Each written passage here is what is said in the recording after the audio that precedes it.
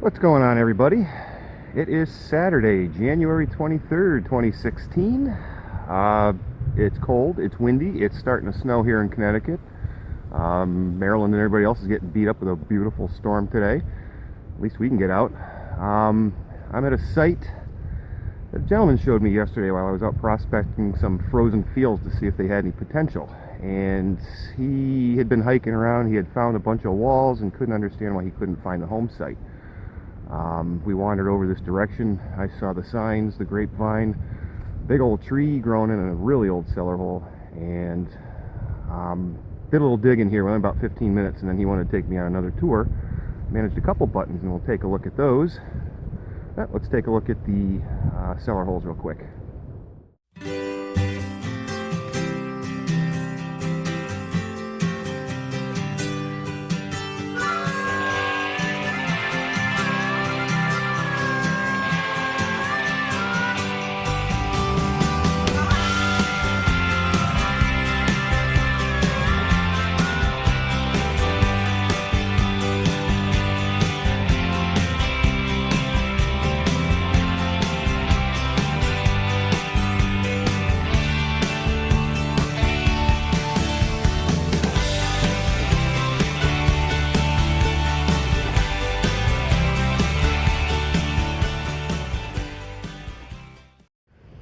So this is the first thing I spotted, was that tremendous old tree, and it's tough to tell, but it's growing in a very old depression that the stones have been removed from. And that's the main cellar hole over there. I'll wander over there in a second and take a look. And here's the main cellar hole there, stone pile. And it's tough to tell, but right in front of that tree over there is the well. It's very close to the home. I'm out here with Dan. I don't know, early, maybe about noon, early afternoon, I'm not sure. I hit this place up till it gets kind of dark, and wish us luck. So here's the two buttons I got from the site yesterday, and like I said, I only had about 15 minutes because the gentleman who walked me into the area and wondering about cellar holes had me go on a whistle stop tour and look at other walls. But that's why we came back here right away. If you can nail that in 15-20 minutes, you probably got a pretty good site. I know it's been picked out as far as coins go. I didn't hear anything between the two cellar holes initially, but you never know, there could be some more hiding in here somewhere, and there usually is. So let's get the day going. Alright, me and Dan have been here, I don't think much more than 10 minutes, and not far from where I found that first tomback. About 6 inches down under a bunch of roots, I got myself another tomback. And it's got a little bite taken out of it. Unfortunately, maybe I can find a piece down in the hole. Not a bad way to start. This site was hit, it wasn't hit too good. That was under a little bit of iron. It was really jumpy, and as soon as I got a little bit of iron out of the way, that came up. Starting to snow. Let's get going. Alright guys, maybe 10 minutes after that broken tomback, I've got myself a little octagon shaped cuff button. Hopefully the phone will focus enough for you to see it. There's the backside. That was a very low VDI, only gave me about 20s, but if it's up in the positive, it's getting dug. Not too bad. Here 20 minutes and we're already digging stuff. Well, it's maybe 20 minutes after that little octagon shaped cuff button, and I'm still kind of wandering around this earlier hole here, and that's where most of my finds are coming from. You can see it right there. And I got myself another lower tone, and I got another tomback, I believe. Had to work my way around some rootage for that one.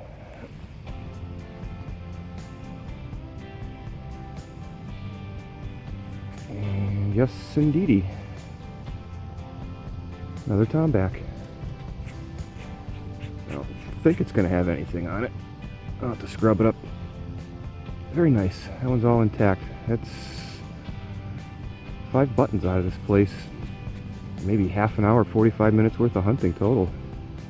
And Dan got himself a nice little knee buckle over by the stone line cellar hole. We'll have to take a look at that and do a little roundup.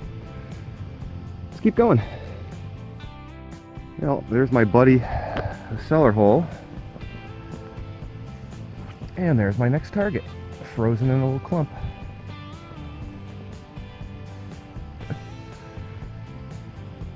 A little flat button. There she comes. A little frozen dirt on. Oops, sorry. She's frozen in. I can't tell. Yeah, that's a little tiny tomback button. That's all I'm digging out of here is tombacks. Shows you there's some age to this place. And there's my next little find. Got a little fancy on it. I don't know if that's a buckle or not. It's a little too roundish, but it's got the old design that would make me think it's a buckle. I don't know. I'll have to ask Dan on this one. Interesting. And I've wandered down a little bit, started poking around the main cellar hole just to see what there is to see, and this is right by the lip. Very nice, if it would focus. Well, it's been about 12 seconds since I got that little semicircular thing, and maybe 3 or 4 feet away from that, I got myself a little piece of a broken shoe buckle. Let's take a look. And we'll shine a flashlight across here. You can see what little decoration it actually has on it. Flip it over and you can see the broken pin part. So this place has been hit, but they left all the lower VDI targets for us. I don't think Dan's gotten much else since his knee buckle. But it's cold, it's windy, it's snowy, it's fun. Let's keep going. Well, today's hunt's going to be sponsored by the letter B. Buckles and buttons. It's a little plain cuff button, not a tomback. I don't think it's got anything on it at all. It's a little dirty. I haven't wandered far. I'm just 5 or 6 feet from that last find. It's a lot of barberry and prickers in here, and I'm starting to beat it up. I may start pulling some junk out of here and see if they left us anything else good. I'll take it. Beautiful. And I'm still poking around in this mess over here. Oh, there's Dan. And another low VDI. I think this is... that is half of a button. It's a 2-piece button. And it's missing part of it. I'm sick of buttons. I want coins. Let's go from the letter B to the letter C. Coins, coppers. And on we go. And literally I'm digging finds about every minute or two here. I am still beating stuff up inside this barberry mess right by the cellar hole here. And I'm moving sticks and a lot of stuff out of the way to get stuff somebody's gonna miss. And that's a very ornate little piece. I don't know what it is. It was almost on the surface. I don't know if that had been part of a brooch. It's too thin to be a shoe buckle, and it's got you know what? Never mind. That is a very small buckle. There's the pin right up on the top. It's open, like a small open work buckle, almost like for a child maybe, or maybe it's part of a knee buckle. Very cool piece. And it's snowing. Alright, my next find is somewhere in this little frozen clump. I don't know if I'm going to be able to get it out. It's frozen. I don't see it. Where are you? Oh yeah, you're right there. Of course I didn't bring my hand shovel with me today. Alright, I'm going to have to pause and extract. And there we go. All I had to do was give her a crack and she revealed herself.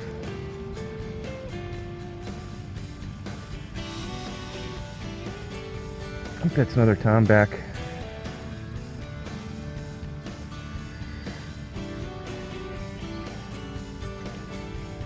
Yeah, it could be another tomback.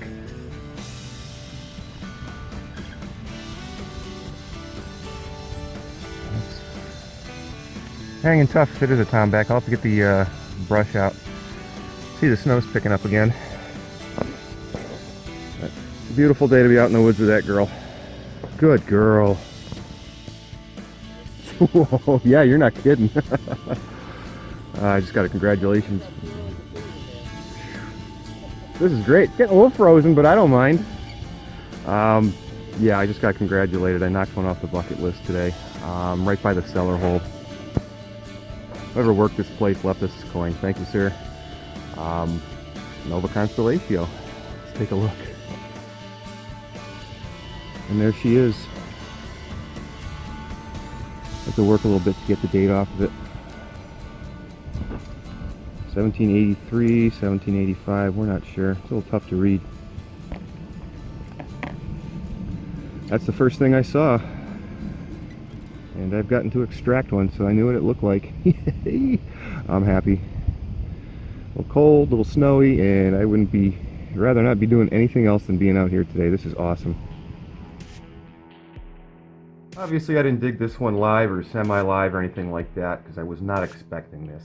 The tone was about 2.5 inches down.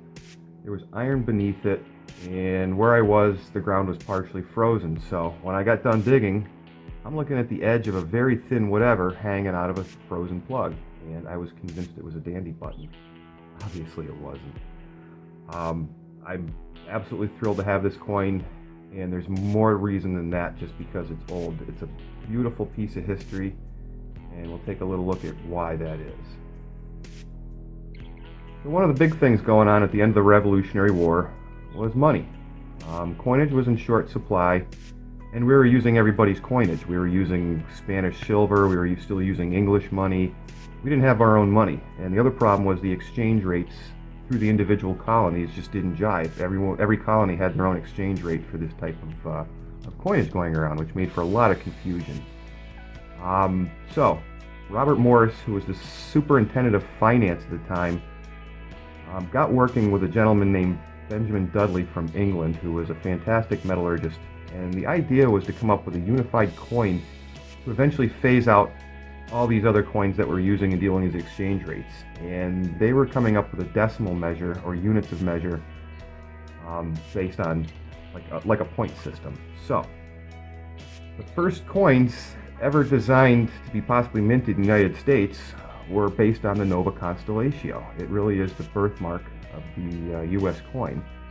And the earlier versions, I think there were like 7 versions, had actual denominations on the reverse side of the coin below the smaller US. They had 1,000 units, they had 500 units, and they had 100 units, all in silver coins. And then there were 2 copper ones that I believe were based on 5 units and 8 units. They never flew. What eventually did happen, though, was Robert Morris got in business with another gentleman named Morris, and along with Benjamin Dudley, they figured out that they could take these Nova Constellatio design coins, stamp them in Europe at a very thin token-like coin. And that's how it was treated, basically. This was weighed out pretty much as a halfpenny and brought to the United States as a token with no actual denomination on it. And since we were short on coinage, they were widely accepted and circulated. I don't know how many tons of these were actually stamped out in Europe and brought to the United States to use. So what happened was, these coins were in circulation for maybe 2 or 3 years. It's my understanding that the 1783s and the 1785s were minted about the same time. In the late 1700s, states started manufacturing their own coppers. And that eventually phased these out, as the thicker coppers were more widely accepted than these thinner tokens. And eventually these were removed from circulation, and the state coppers became what they were, and eventually those state coppers were replaced by what's known as the large cent now. So this is why a coin like this is highly regarded by metal detectors, simply because it really is the birthplace of the basic idea to replace British, Spanish currency and get the United States rolling with its own monetary system. Very, very cool piece of history, and I'm very happy to have dug this, especially being a rare Crosby 4C variety. Awesome. Let's get back to the video, guys. Well, straight on the heels of that Constellatio, I don't know if you can see down in there, it's a lot of rocks. I had to pull out of the way, but I had a great signal, and there she be. Very small shoe buckle frame, or maybe a knee buckle. I can't tell with these little square ones. That is very cool. There's another signal down under that big rock right there. I gotta check the VDI, see if it's telling me it was the same VDI as this, or it's just some iron hiding down low. But That's the stone pile from the hearth, and might be something else down there with it. Let's take a look. And in keeping in theme with most of the day today, there is another little button. Not a tom back, just a little plain cuff one. That's 7 inches down. It was barely giving me a signal, but gotta try.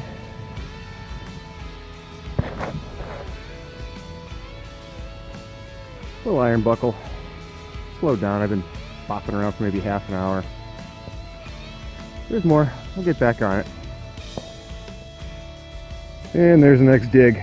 Sure, you're at 5 inches. More like 13. I've started wandering around. Some cellar hole got a little quiet, and I'm gonna go poke around. I don't know where the hell Dan is. I think he's checking out the other walls in the area, see what else there is in this place.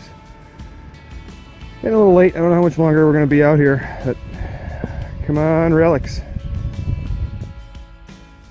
And you gotta watch out. That Shotgun Wayne guy gets around. Son of a... Well, as you can see, the snow's coming down just a little bit harder. We don't have much time left. The place is really slowed down. It's getting late in the day. It's probably 4 o'clock or so. We're gonna have about another 40 minutes of light, maybe an hour at best. Great day of digging. I cannot complain one bit. The site did very well, and I'll take that bucket lifter all day long. I really wasn't sure when I'd ever see a Nova Constellatio. So thanks for watching, everybody. If you ask me seriously what I prefer to dig in more, this stuff for 90-degree weather, I'll take this stuff any day of the week. I can be out here 8, 10, 12 hours and it doesn't bother me. So I'm having fun today. First snow dig. Thanks for watching, everybody. We'll get something up in a couple more weeks, and good luck and happy hunting.